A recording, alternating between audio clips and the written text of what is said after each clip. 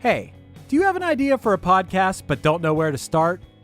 Or do you have an already existing podcast that you want to take to the next level? Well, check out WeKnowPodcasting.com. From concept development to theme music to editing to logos, WeKnowPodcasting.com is a one-stop shop for all things pod. Don't hesitate to hit us up. We're very nice. Hello, and welcome to the End in Mind podcast. I'm your host, Caitlin, the owner of Meraki Media Management. The End in Mind is a place where we come to share stories, tips, and strategies of many entrepreneurs, creatives, business owners, and just some people that aren't willing to live the traditional lifestyle. We talk about how to live outside of the box today and how to incorporate what really is important in your life to keep that end goal always in mind. Again, if you would like to reach out to me in any type of way, you can find me on Instagram at Meraki_media_management. And I hope to hear from you all soon. Thanks so much and enjoy our show.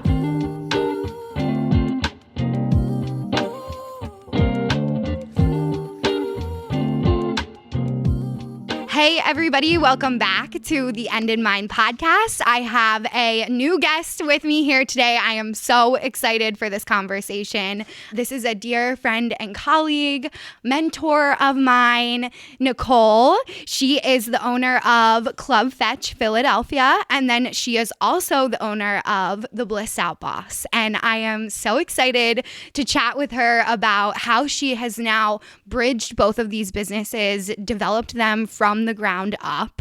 It is so fantastic. We've been working together for almost 3 years now, 2.5 years together. So super fun. And I feel like this whole podcast episode has been a long time coming. So thank you so much for coming in today, Nicole. Yay!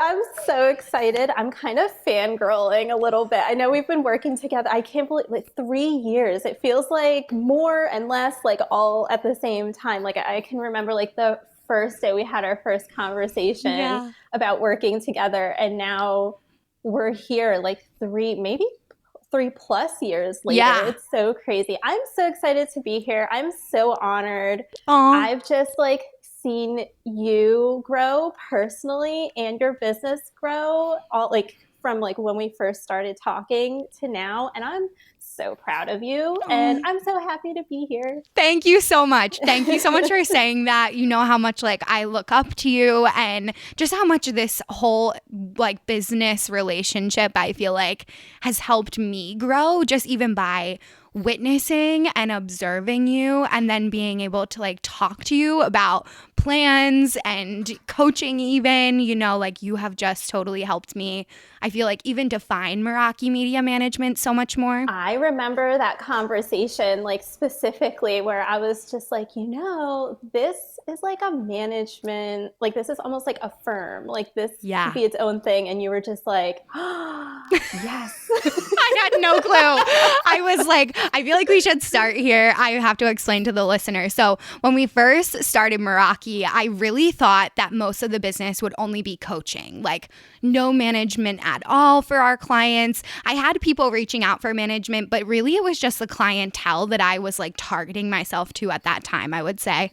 So when Nicole and I started to work together, she's no, we need to move into the firm side of things. She's this is where it is for you. Yeah. Well, I think it's also because I saw you were doing just one-on-one services. Yeah. And I was basically coming out of that, doing the same thing from starting as a dog walker. Yes. And for 2 years straight, and struggling and being oh my God, I'm on this hamster wheel of not even being able to run my own day or my own time, and being okay, I have to go from one neighborhood to the next neighborhood. And you're kind of doing the same thing with trying to accommodate either meeting clients in person or scheduling someone on the phone. And once we started the daycare, I was oh, people can come to me. If you set up a hub that people can go to instead of scattering yourself around trying to meet people where they're at, it's so much easier to manage. So yeah, I kind of saw that you were doing like what I was doing before with the one-on-one services. And I was like, oh no, Caitlin, we need to change this. Like you have so much more potential. Like you have so much like leadership talent. Thank you. And I was like, she needs a team of people. Thank you so much, but like I feel at that time I had a very supportive system, but they didn't really understand like at home, like literally my mom, my stepdad, my boyfriend, they understood what I was trying to do, but I don't think they had the knowledge or the experience of like living through it like you did. So for me, it was like, okay, wherever I can make money, which is a lot of where our listeners are too, Right. And you can lose sight. Yeah. I think one of our biggest hurdles with even thinking about starting a business is like, what are other people going to think? Yes. And I lived in that place for probably like 4 years out of like the 5 or 6 that I've been doing this. Wow. Yeah, it's true, know? Yeah. Like it took a lot just because I feel like it's like, oh, we have this idea of like, what does a business person look like? And like, even as a young girl, I'm like, oh, like if someone came up to me and was like, what does a business man, and it's like businessman wants to come out of my mouth a lot more than like businesswoman, but it's like, what does a business owner look like? And I'm like, well, it looks like a man in a power suit with a briefcase, like yelling on the phone and just like angry and stressed out. And it's like, no one's ever pictured like a woman who's like compassionate, making money. I love it. It's so true. Yeah. So for anyone who doesn't know, I have 2 golden doodles. Exactly. And they're so cute and adorable. Follow Nicole on Instagram if you don't yet. I am Nicole Requena. And you can definitely see her dogs, see her brand. She posts about Club Fetch a lot. And we do talk about Bliss Out Boss, which we'll get into. But I want to stick on this topic, how we're talking about even like men versus women in the business world. I know that you've had a lot of experiences and pushback at times, especially needing to have like a brick and mortar location.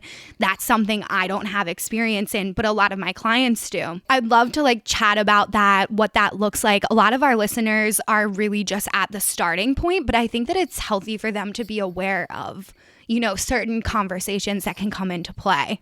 Yes, I feel like this is such a big topic and we could talk all day about this. Yeah. I mean, it really all starts with mindset and running a business, starting a business and, getting to even like 5 years down the road. It's a slow burn. Like it is like, there is no like quick fix. There's no overnight success. It's not like, someone hands you a book and you're like, I have all the answers and now I'm successful. It's literally like you have to constantly be educating yourself, whether that's like joining a program, a membership, classes. And it doesn't mean you have to go out and get your MBA. Well said, I mean, I personally think that school MBAs, they help you, they teach you how to run a business. They don't teach you how to start a business. Yeah, well said, yeah. So for me, and again, like this was a slow burn just because I felt so alone in my thoughts of like, like I'm working in the corporate world. Maybe I want to start a business one day. And I was like, okay, I don't want to tell anybody this because they're going to be like, oh, you're crazy. Or, it's just like a lot of external chatter and a lot of external pressure. So I was like, okay, I'm going to do some research.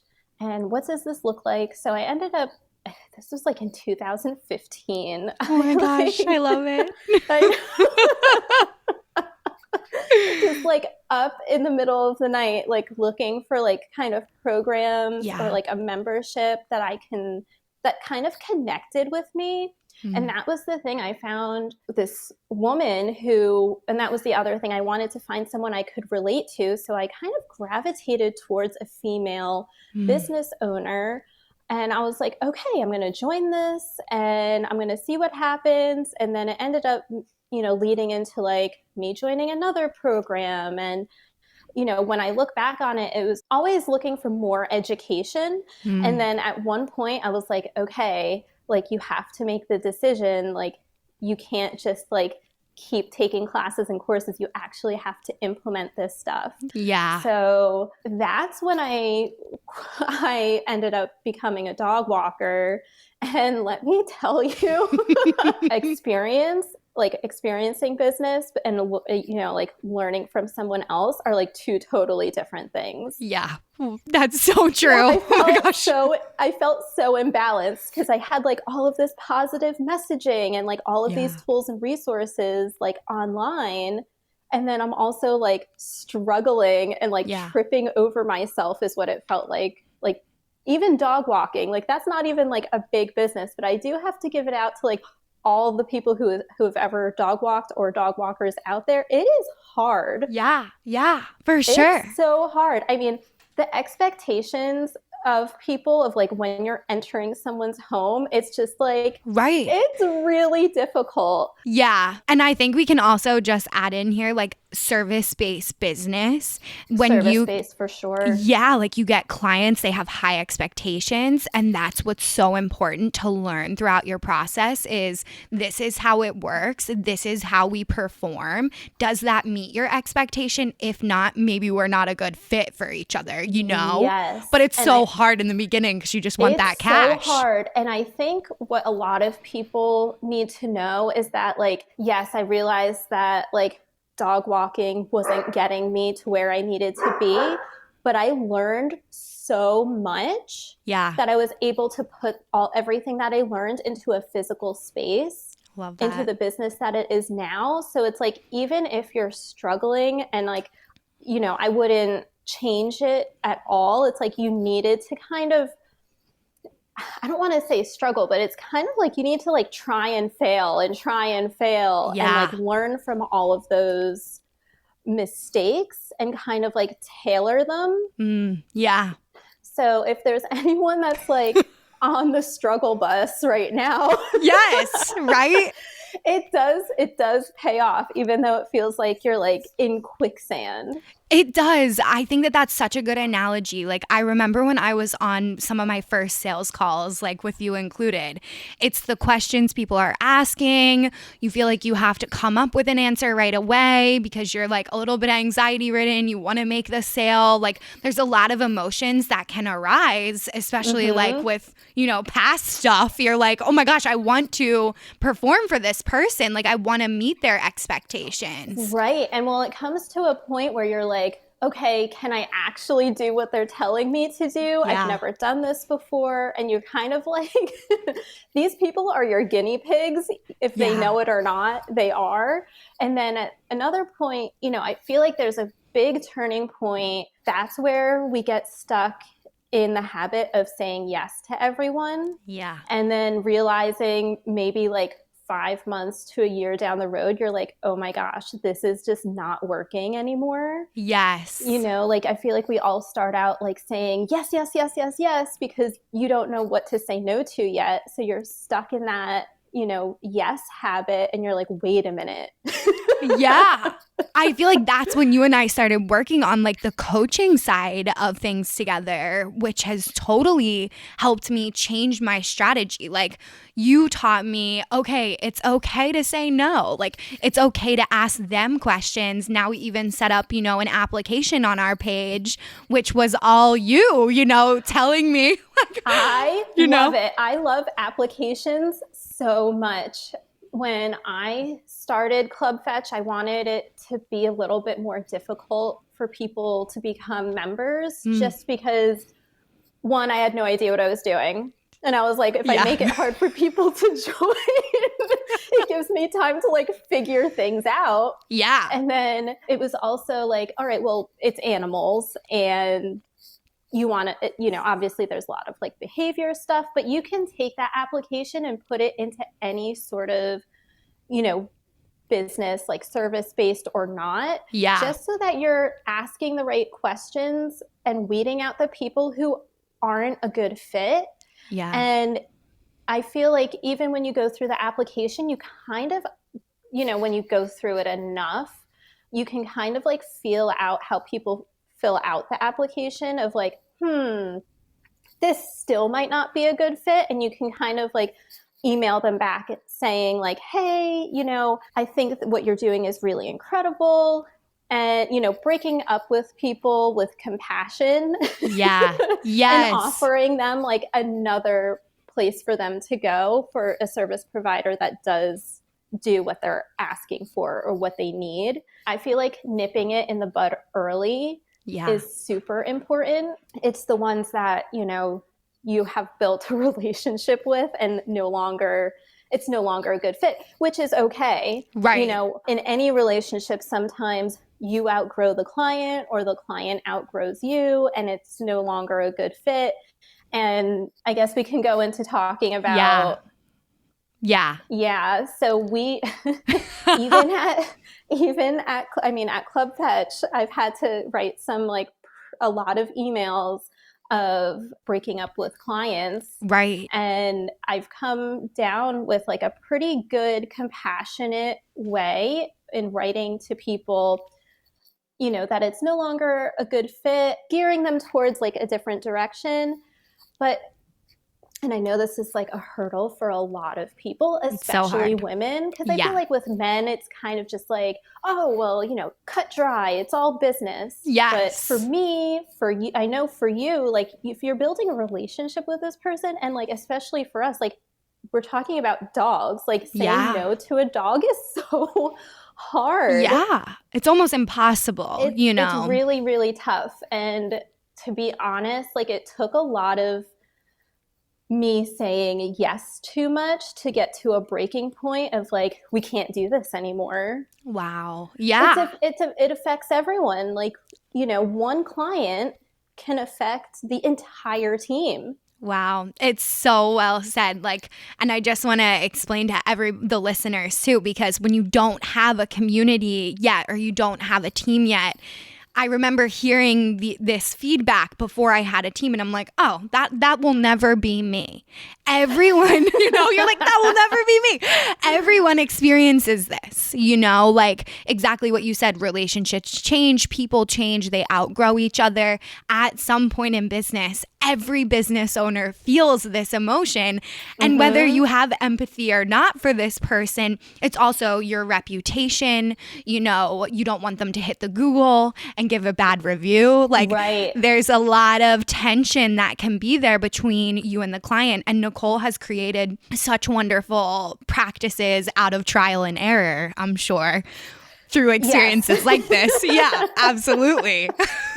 So I created what I call like guilt-free breakup templates, which is really, really great. They're basically just like emails that I have personally used in my business for different scenarios of, breaking up with a new client who hasn't even paid you yet. Maybe you just had like an intro call or some sort of consultation and you're just like, red flags everywhere. You're like, no, like I can't do this. It's like, how do I tell this person without ghosting them? Yes. Because I've had to, I've done that, I've had to ghost people. Yeah. And it makes you feel worse. You feel guilty in the long run. It's like this unknown, you feel a pit in your stomach. Like there's a lot of emotions.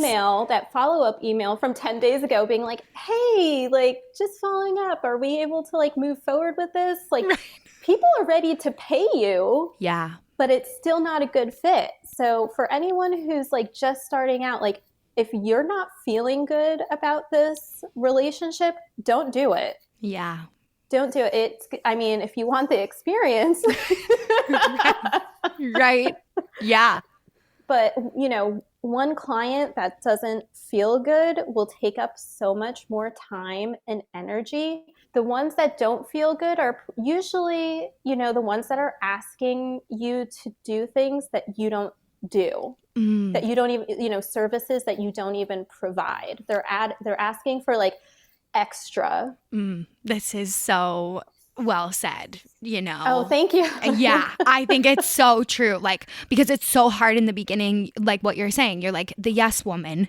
You're like, yes, I can do this. I can write this email. I can start a newsletter. I can do, like in marketing, it's like everybody just wants to come to you like you're a one-stop shop, you know? So, yes, and we did that. We Yeah. did that. I mean, Caitlin, I even made my own website. It took me 4 months. to build it out on Wix, right? Yeah. Yeah, on Wix. And looking back on it, I'm like, oh my God, I literally thought I could just do everything Yeah. by myself, not ask for help. That was like the silliest thing. But I guess, you're starting from scratch. So you're trying to be scrappy. Yes. Like I'm a dog walker. I need to create this website. I'm just going to do it myself. And it's like, who has 4 months of their time to work on a freaking website? Right. But in your head, you're like, I'm saving money. Yes. Like you play this battle of like almost like good and evil, like this and that in your head, Well, it was also like, I didn't know someone who could do this for me yet. Like I didn't build like a community for myself yet. That was like the best thing I probably could have done. Was at one point, I decided to just like open myself up to making more female friends. Yeah. Who are also business owners, you included. And it opened up my life and my business to way more opportunities. Yeah. Oh my gosh. Wow. It's pretty incredible. I think it also is just like the support of knowing that like your friends are going through the same thing. Yes. Like understanding, like Nicole and I will talk a lot about the economy. We talk about the job market. That's almost how every single one of our calls starts. It like sets the tone for our conversation. It's true. Yeah. I mean, I can see just by like, and I'm sure you see it too with your clients, like our pet parents, like, we saw when people were moving, we saw when people were like pivoting in careers, we were really there. Club Fetch, thankfully, we were very blessed that we were able to stay open during the entire pandemic. Yeah, I love that. I mean, we were breaking even for like 4 months straight. Yeah. Just so that our pet parents who were in the medical field could still use the daycare.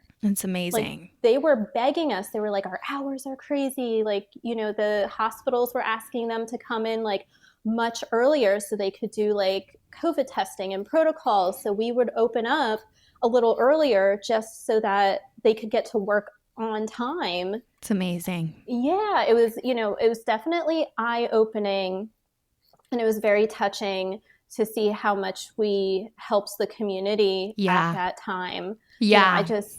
I didn't realize how much people really relied on us, and we were basically like their second family. Yeah.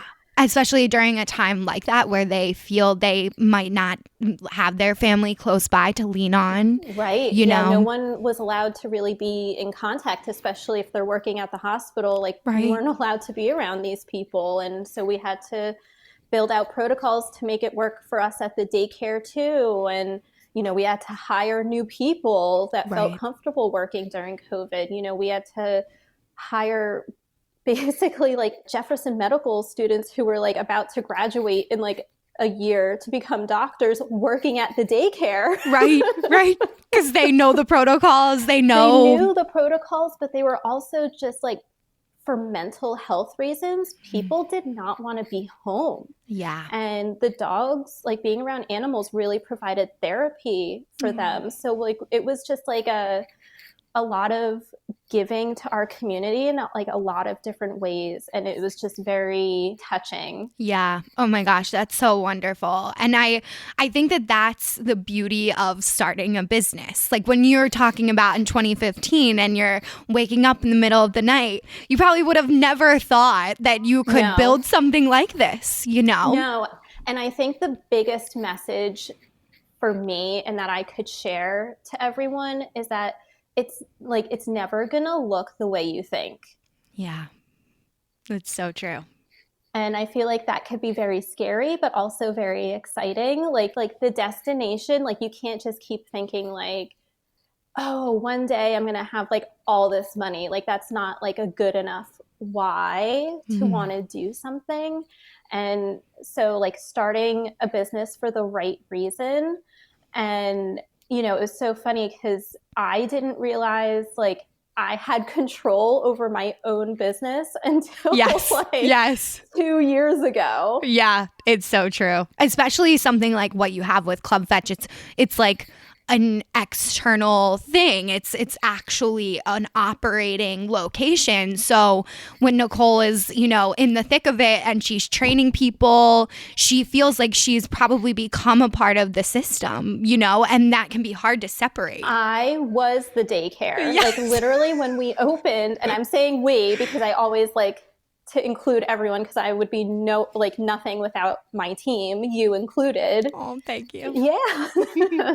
And, you know, when I first opened, I literally worked at the daycare every day from open to close for 3 months straight. Oh my gosh. I Exhausting. was like, this is absolutely insane. And then, you know, I mean, it really just came down to like reaching out and trying to hire people, hiring all of the wrong people. Yes. Even like bringing in dog members that shouldn't have been members. And, you know, I think a lot of people are afraid to make mistakes. And it's like, there's so much wisdom in failing. And I feel like we need to start becoming more comfortable and more open about, like life really sucked for a long time. Yeah. But I learned so much.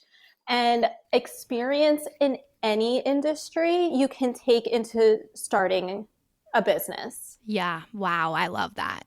That's really well said. And like, do you think, you know, at your corporate that also assisted with some of your...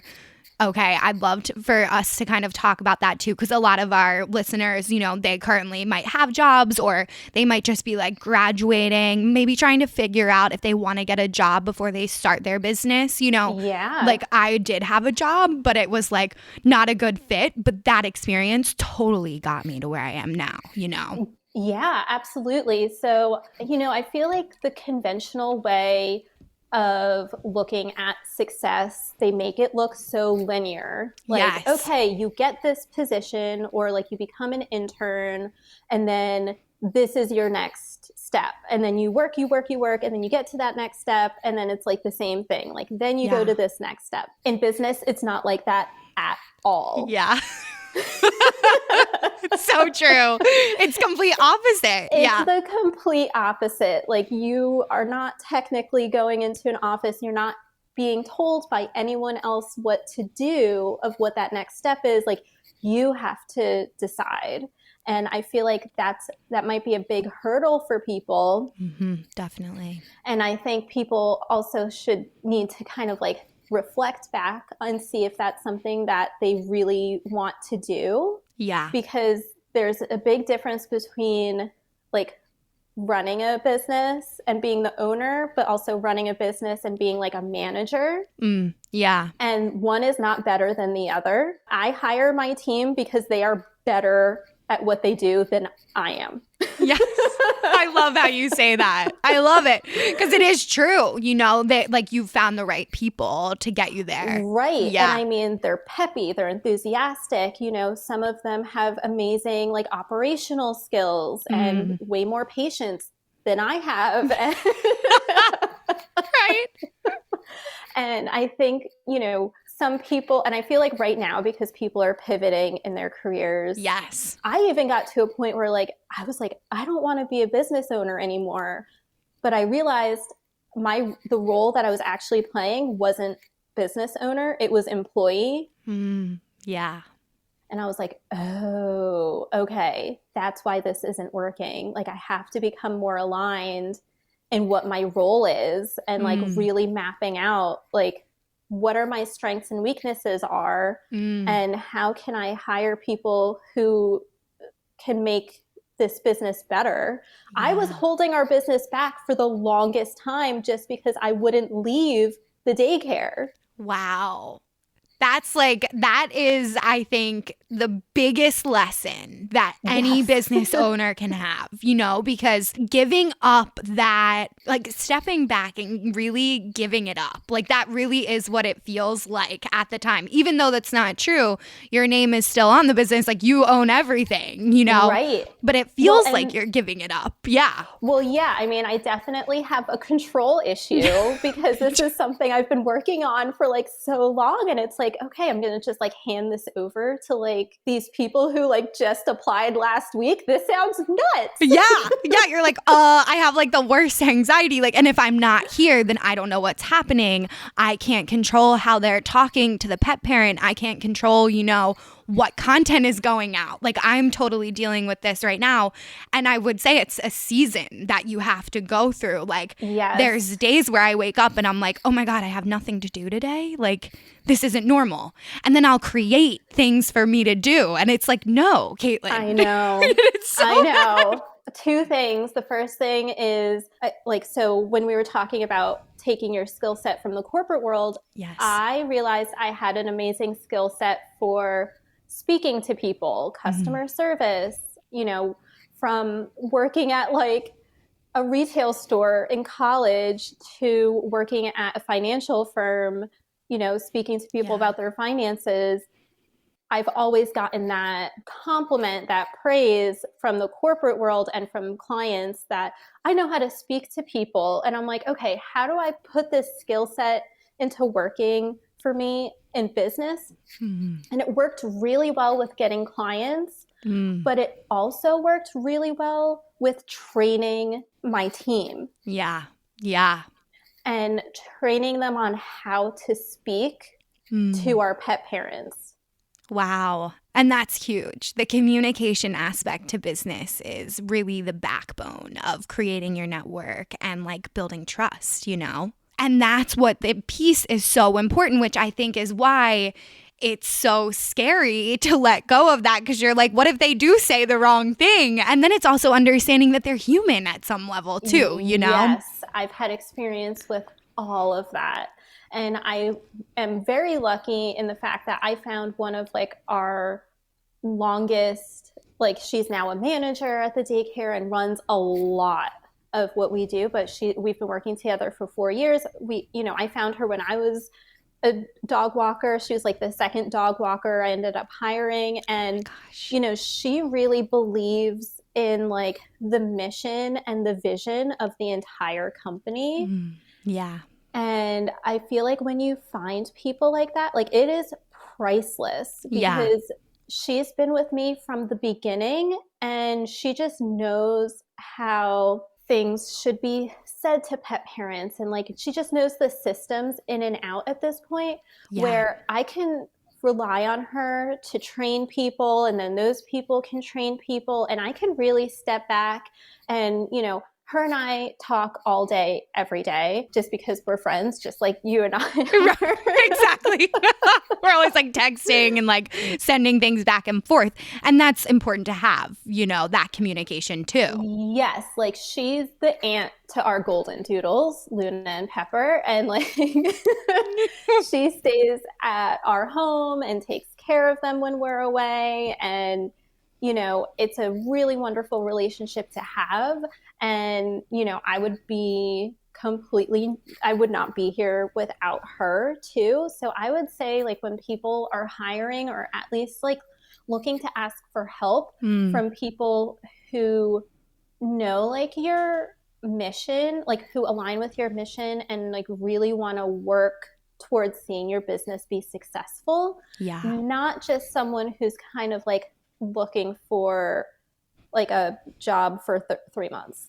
Yes, that's so true. And I love how you explain that. And like with your breakup templates, I'm sure that there will be, writing and how she crafts these types of messages. Like it also has helped Nicole, I'm sure, weed through even like hiring people, which I know that you're thinking about doing a free, like a freebie for hiring too, hopefully in the future of like a template like that. Whatever people want, I will help create. Yeah.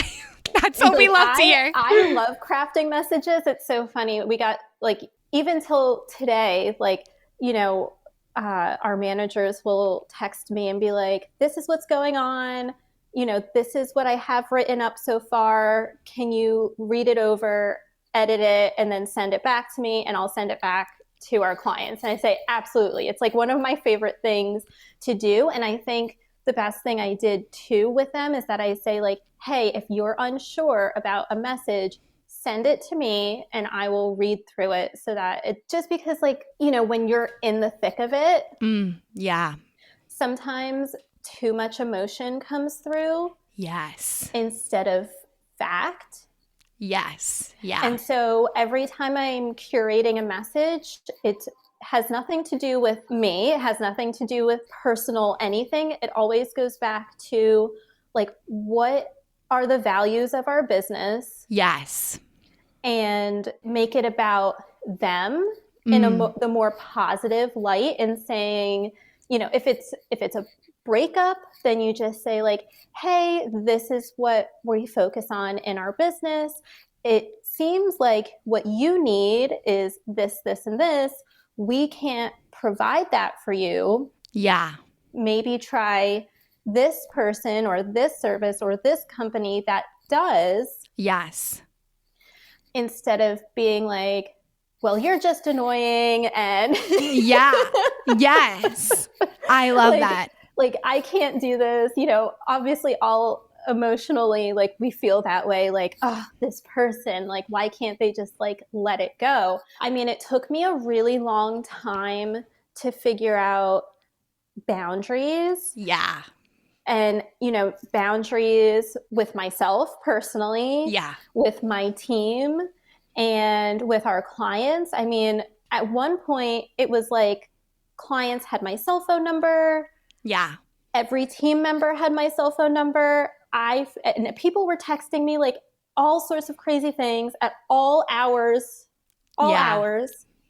And, it was like, oh my gosh, like I just like opened myself up to having zero control of my life. Yeah. Okay. Yeah. I love this. It was like, okay, I kind of had to like start little bit by little bit and realizing like, okay, so the team that I have is not the right team. And that's why everyone keeps texting me. And so it was like trying to figure out like, okay, so what do I do now? And it's like, all right, I have to create a system of, hiring, onboarding, training, and this whole thing. At one point I was like, okay, if this scenario happens, what do you do?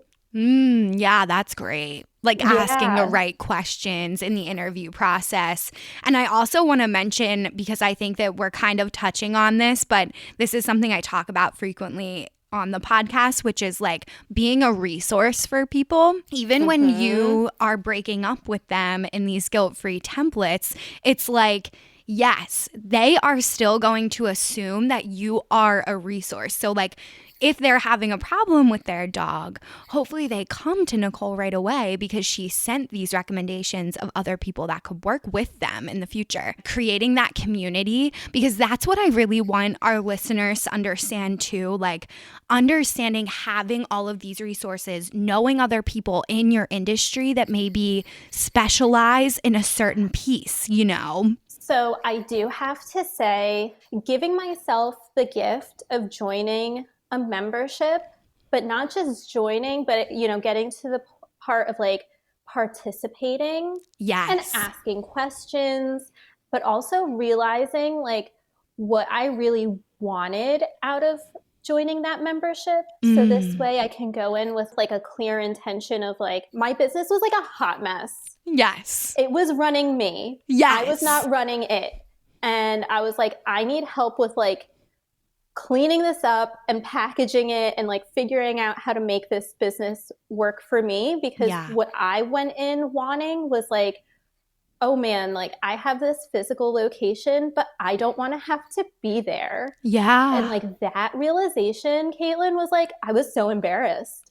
Yes, it's like a shame. You feel so much shame and guilt around that. Yeah. Yes. I was like, a typical local business owner is like, shopkeeper. Yeah. And they're from open to close. And I was like, I don't want that. Right.